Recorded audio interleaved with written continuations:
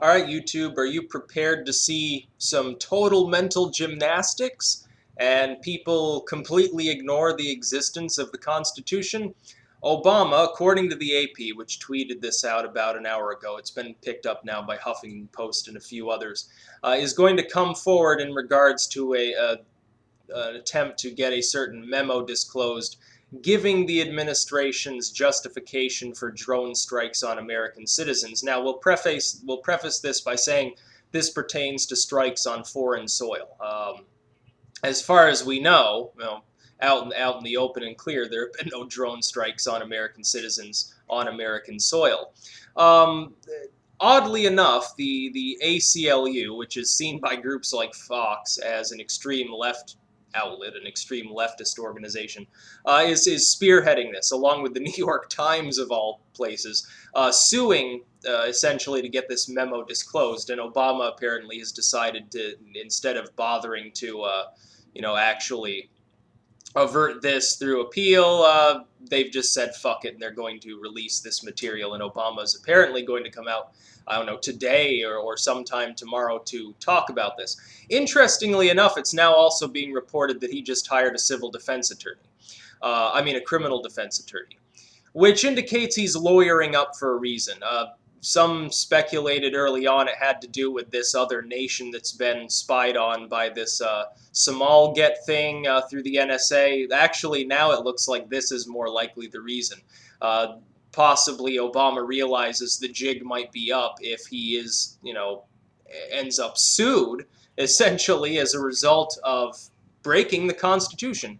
Because the Constitution gives due process to it doesn't give it. It affirms the right of citizens to obtain due process under the law. That means a fair trial, a speedy trial. They have the right to face their accusers. They have a right to trial by jury. And they are deprived of all of these things. They're deprived of even any sort of trial when you unilaterally decide that they are combatants and thus to kill them. Now, the Constitution does allow for a citizen to be charged with treason if they've joined some other force, if they're a citizen and they've joined some other militia and they are actively attacking the United States. However, again, this is overseas. This isn't in the U.S. These groups are labeled terrorist groups, but this specific individual was not linked to an attack. Anwar al-Awlaki wasn't linked to attacks on American citizens on our soil. It's not clear that this specific group that he was a part of, this particular part of Al-Qaeda, was doing anything at the time. And to tell the truth, the Constitution is not clear whether militants, guerrillas, partisans, you give them these different terms, terrorists, combatants, most of which are arbitrary definitions anyway. It's not clear that it gives the government the right to unilaterally declare that they are actually engaged in warfare against the United States. I would say they're not. This isn't a military in the commonly understood sense. This is a group of people who conduct attacks on all sorts of nations. But they don't themselves actually represent any nation. And to deprive this individual or any other of due process as guaranteed under the Constitution because they're citizens, simply because they happen to be suspected of terrorist activity, is clearly not lawful under our Constitution. And Obama's going to come out, and you can bet Carney will come out afterwards during the press releases and so forth, and they'll sit there and nervously answer the questions and hope that everybody is willing to overlook this. People should not be overlooking this. It is a one small step from using drones on citizens overseas to conducting all sorts of other nasty things, assassinations and so forth, for people who may not be a member of any terrorist organization.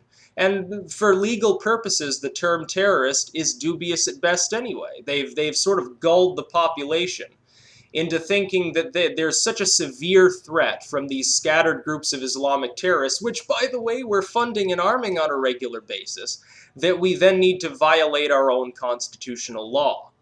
I don't see it that way. I see the United States government, the CIA and so forth, giving these groups weapons, giving them aid and logistic support and money. And I say, why then If these groups are getting all of our help, is there any reason to believe that the government itself, by its own token, saying it can drone citizens for being associated with these groups, isn't itself guilty of treason? If this is a foreign group, which is considered for these legal purposes a military force, because that can be the only way they can possibly justify such a drone strike, if this is to be considered a foreign military source, not simply a group of partisans or criminals or anything like that, but an actual oppositional military force, then the government itself is committing treason every time it gives any of these groups any form of support, whether directly or indirectly, and you know that it's both.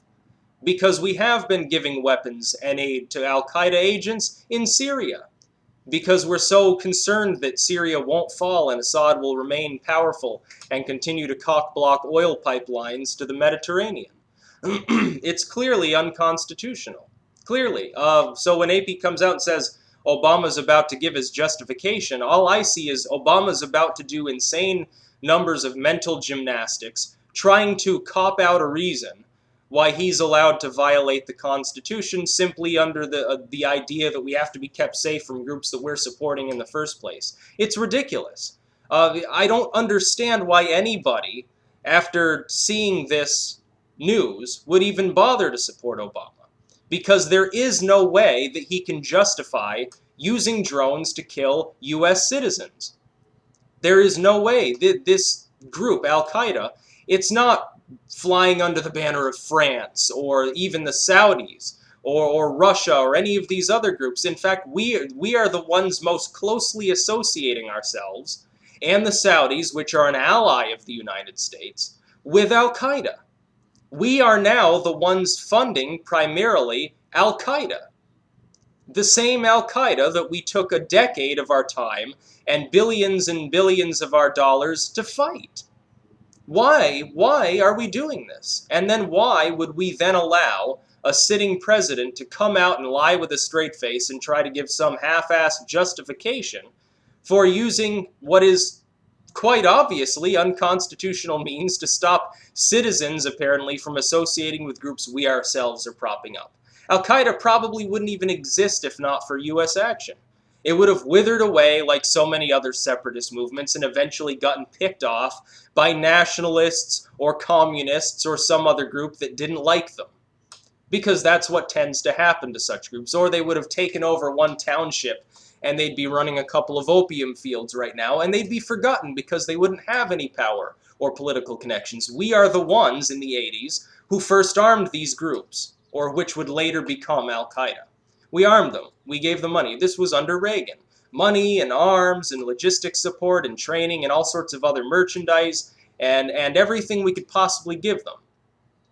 For Obama, as I mentioned in my last video, to be doing essentially the same thing while at the same time claiming the right to decide to kill citizens of the United States, regardless of where in the world they are, without due process, on the trumped-up charge that they might kind of sort of be in with these groups, is wrong.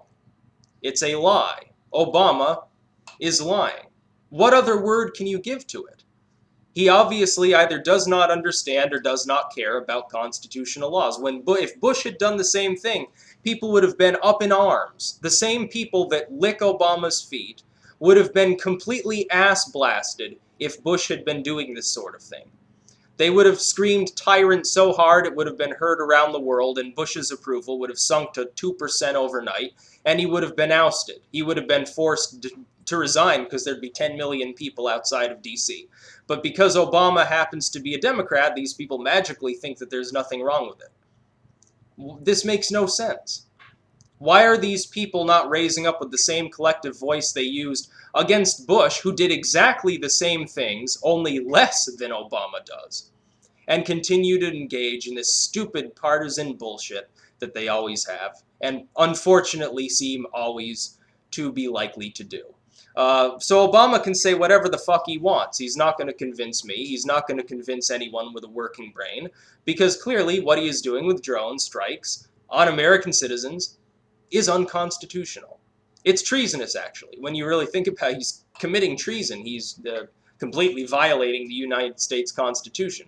I'm sure very few people will point this out because they don't want to get labeled racist or a Tea Party or something like that, but I am willing to pull that definition out and apply it to Obama because that's exactly what he's doing. That's about all. Peace out.